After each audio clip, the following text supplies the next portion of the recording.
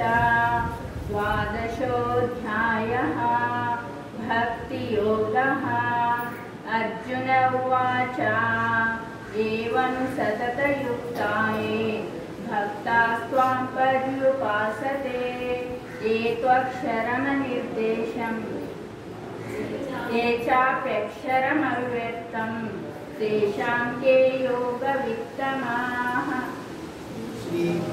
श्रीभगवानुवाच मय्यावेशमनो ये मां नित्ययुक्ता उपासते श्रद्धया परयोपेताः ते मे युक्ततमा मताः।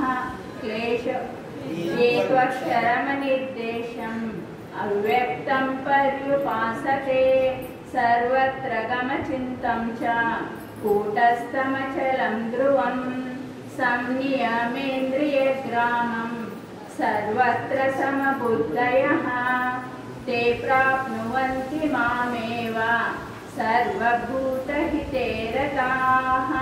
क्लेशोऽधिकतरस्तेषाम् अव्यक्तासक्तचेतसाम् अव्यक्ता हि गतिर्दुःखं देहवद्भिरवाप्यते।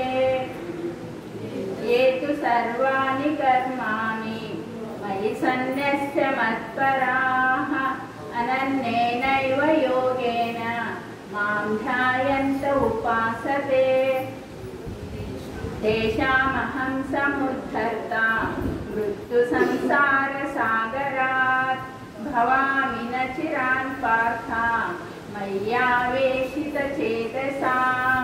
मय्येव मनादस्त्व मयि बुद्धिं निवेशय निवशिष्यसि मय्येव अथ ऊर्ध्वं न संशयः।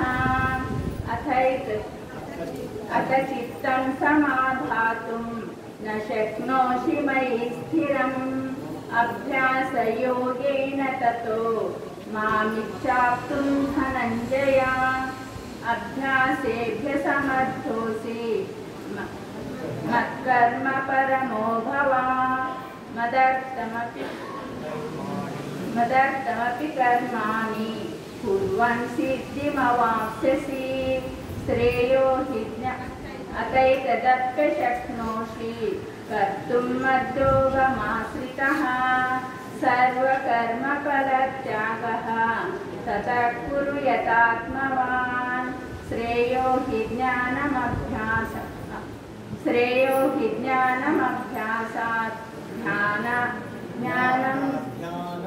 ध्यानाज्ञानं विशिष्यते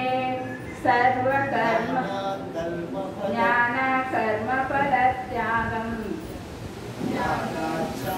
त्यागाच्छान्तिरनन्तरम् अद्वैता सर्वभूतानां मैत्रः करुण एव च निर्ममो निरहङ्कारः समदुःखसुखक्षमी सन्तुष्टः सततं योगी यतात्मा दृढनिश्चयः मय्यर्पितमनो बुद्धिः यो मद्भक्तः स मे प्रियः। यस्मान्नो द्विजते लोकान्नो द्विजते च यः हर्षामर्षभयोद्वेगैः ते मुक्तो यः स मे प्रियः। हरिः ओं तत्सत्। श्रीकृष्णार्पणमस्तु।